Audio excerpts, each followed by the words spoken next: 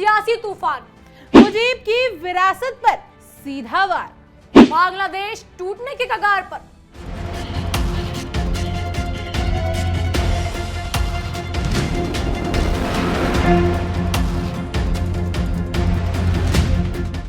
क्या बांग्लादेश अपने ही इतिहास से टकराने जा रहा है? क्या एक छात्र नेता की मौत पूरे देश की पहचान बदलने की शुरुआत बन चुकी है?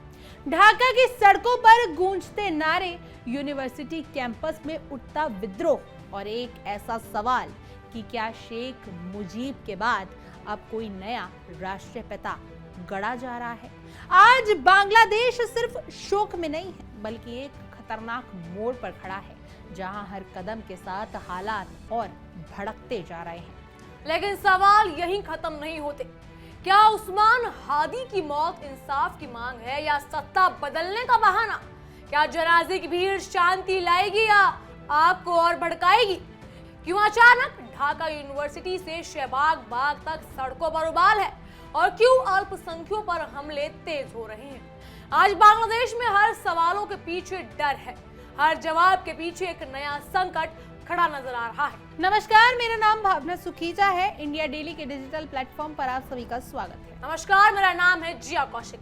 बांग्लादेश इस समय इतिहास के सबसे नाजुक दौर से गुजर रहा है। राजधानी ढाका की सड़कों से लेकर विश्वविद्यालय परिसरों तक हर तरफ गुस्सा, डर और असमंजस साफ महसूस किया जा सकता है।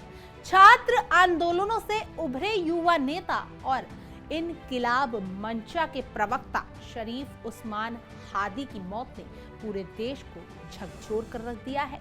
जिस तरह से उनकी मौत के बाद हालात बिगड़े हैं, उसने सिर्फ कानून व्यवस्था ही नहीं, बल्कि बांग्लादेश की राष्ट्रीय पहचान, उसके इतिहास और सामाजिक ताने बाने पर भी बड़े सवाल खड़े कर दिए हैं। आज बांग्लादेश में सिर्फ एक जनाजे की तैयारी नहीं हो रही, बल्कि एक ऐसी वैचारिक लड़ाई चल रही है जिसमें राष्ट्रीय पिता शेख मुजीबुर रहमान से लेकर देश के भविष्य तक सब कुछ दांव पर लगता दिख रहा है। बिल्कुल, और इस पूरे घटनाक्रम ने बांग्लादेश को कई मोर्चों पर अस्थिर कर दिया है। शरीफ उस्मान हादी की मौत के बाद जिस तरह से प्रदर्शन तेज हुए, उसने सरकार को कई सवालों के घेरे में खड़ा कर दिया है। ढाका यूनिवर्सिटी, शहबाग चौराहा और कई अन्य इलाकों में हालात लगातार तनावपूर्ण बने हुए हैं। हादी को उनके समर्थक शहीद के तौर पर पेश कर रहे हैं और उन्हें बांग्लादेश की नई राजनीति का नया प्रतीक बनाने की कोशिशें तेज हो रही हैं। यही वजह है कि अब मांग उठ रही है कि ढाका यूनिवर्सिटी के शेख मुजीबुर रहमान हॉल का नाम बदलकर शाहिद उस्मान हादी हॉल रखा जाए। ये मांग केवल एक नाम बदलने तक सीमित नहीं, बल्कि इसे बांग्लादेश के इतिहास को नए सिरे से प्रभाषित करने की कोशिशों के तौर पर देखा जा रहा है। हालात तब और संवेदनशील हो गए जब शरीफ उस्मान हादी का पार्थिव शरीर सिंगापुर से ढाका लाया गया। बांग्लादेश एयरलाइंस की फ्लाइट से शुक्रवार शाम उनका शव हसरत शहज लाल अंतर्राष्ट्रीय हवाई अड्डे पर पहुंचा। जैसे ये खबर सामने आई, समर्थकों की भारी भीड़ एयरपोर्ट और आसपास के इलाकों में जमा हो गई। सरकार को पहले से अंदेशा था कि जनाजा और अंतिम संस्कार के दौरान हिंसा भड़क सकती है। इसी वजह से अंतरिम सरकार ने नमाज जनाजा के कार्यक्रम में बदलाव का फैसला लिया। सरकार ने ऐलान किया कि हादी की जनाजे की नमाज अब 19 दिसंबर को दोपहर 2 बजे ढाका के जातीय संसद भवन के साउथ प्लाजा में होगी, जबकि पहले इसका समय 2:30 बजे बताया गया था। और सिर्फ समय में बदलाव नहीं हुआ, बल्कि सुरक्षा को लेकर बेहद सख्त कदम उठाए गए। संसद भवन और उसके आसपास ड्रोन उड़ाने पर पूरी तरह से रोक लगा दी गई है। जनाजे में शामिल होने वालों को साफ निर्देश दिए गए हैं कि किसी भी तरह का बैग या भारी सामान लेकर न आए। ढाका के कई संवेदनशील इलाकों में अतिरिक्त पुलिस बल और अर्धसैनिक बल तैनात किए गए हैं।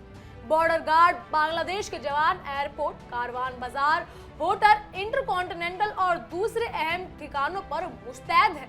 अंतरिम सरकार के मुख्य सलाहकार मोहम्मद यूनुस ने साफ शब्दों में कहा कि हिंसा को किसी भी हाल में बर्दाश्त नहीं किया जाएगा और कानून हाथ में लेने वालों के खिलाफ सख्त कार्रवाई होगी। लेकिन सवाल ये है कि क्या सिर्फ सुरक्षा व्यवस्था बढ़ा देने से हालात काबू में आ जाएंगे?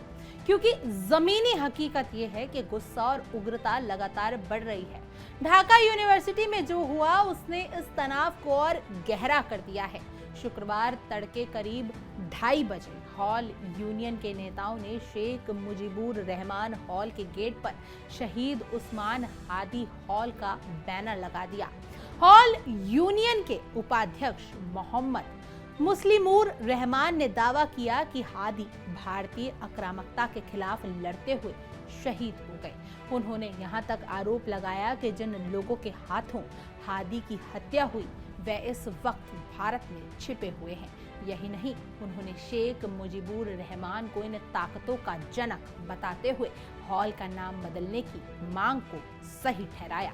ये वही बिंदु है जहां ये मामला सिर्फ कानून व्यवस्था का नहीं बल्कि वैचारिक टकराव का बन सकता है। शेख मुजीबुर रहमान, जिन्हें बांग्लादेश का राष्ट्रपिता कहा जाता है, उनके जगह किसी और को प्रतीक बनाने की कोशिश देश को किस दिशा में ले जाएगी, ये सवाल सबसे बड़ा है। हॉल यूनियन के महासचिव अल सबाह ने दावा किया कि छात्रों के हस्ताक्षर जुटाए गए और बहुमत के नाम बदलने के पक्ष में समर्थन दिया है, लेकिन दूसरी तरफ बड़ी संख्या में लोग इसे इतिहास को मिटाने और एक खतरनाक कट्टरपंथी सोच को बढ़ावा देने की कोशिश मान रहे हैं। इसी बीच हालात तब और भयावह हो गए हैं जब धार्मिक अल्पसंख्यकों के खिलाफ हिंसा की खबरें सामने आई हैं। मयामीन सिंह के बालूका इलाके में हिंदू गारमेंट वर्कर दीपू चंद्र दास की भीड़ द्वारा हत्या ने पूरे बांग्लादेश को झकझोर कर रख दिया है। आरोप है कि कथित ईर्ष निंदा के आरोप में दीपू चंद्रदास को भीड़ ने बेरहमी से पीट कर मार डाला और बाद में उनके शव को पेड़ से लटकाकर आग लगा दी है। ये घटना सिर्फ एक हत्या नहीं है बल्कि बांग्लादेश में अल्पसंख्यकों की सुरक्षा पर एक बड़ा सवाल बनकर उभरी है। बांग्लादेश हिंदू बौद्ध ईसाई यूनिटी काउंसिल ने इस घटना की कड़ी निंदा करते हुए इसे सांप्रदायिक सौहार्द बिगाड़ने वाली जघन्य वारदात बताया है। संगठन ने दोषियों की तुरंत गिरफ्तारी की मांग की है। अंतरिम सरकार ने ये भी इस हत्या की तीखी निंदा की और बयान जारी कर कहा कि नए बांग्लादेश में इस तरह की हिंसा के लिए कोई जगह नहीं है। लेकिन हकीकत ये है कि अल्पसंख्यक समुदाय ने डर और असुरक्षा का माहौल लगातार गहराता जा रहा है, खासकर उस वक्त जब सड़कों पर उग्र भीड़ और नफरत भरे नारे सुनाई दे रहे हैं। शहबाग चौराहे पर हालात सबसे ज्यादा विस्फोटक बने हुए हैं, जहां प्रदर्शनकारियों ने सरकार के खिलाफ नारेबाजी के साथ साथ भारत विरोधी नारे भी लगाए। सोशल मीडिया पर राजनीतिक मिशनों के पास पथराव के वीडियो सामने आए, जिससे अंतर्राष्ट्रीय समुदाय की चिंता बढ़ गई। कुछ प्रदर्शनकारियों ने अंतरिम सरकार को खारिज करते हुए क्रांतिकारी सरकार की मांग भी रखी। इनकिलाब मंचा ने अपने समर्थकों से अपील की है कि वे किसी बाहरी उकसावे में ना आए, लेकिन जमीनी हकीकत ये दिखाती है कि हालात सरकार के नियंत्रण से फिसलते जा रहे हैं। बिल्कुल, अंतर्राष्ट्रीय स्तर पर भी बांग्लादेश की स्थिति पर नजर रखी जा रही है। अमेरिकी दूतावास ने अपने नागरिकों के लिए सुरक्षा एडवाइजरी जारी की है और ढाका में हिंसा और भारी ट्रैफिक की चेतावनी दी है। संयुक्त राष्ट्र ने भी उस्मान हादी की हत्या को लेकर त्वरित, निष्पक्ष और पारदर्शी जांच की मांग की है। संयुक्त राष्ट्र मानवाधिकार प्रमुख वोल्कर तुर्क ने भी संयम बरतने की अपील करते हुए कहा कि बदले और प्रतिशोध की राजनीति समाज को और इससे सभी के अधिकारों को नुकसान पहुंचेगा। देश की राजनीति भी इस आग में घी डालती नजर आ रही है।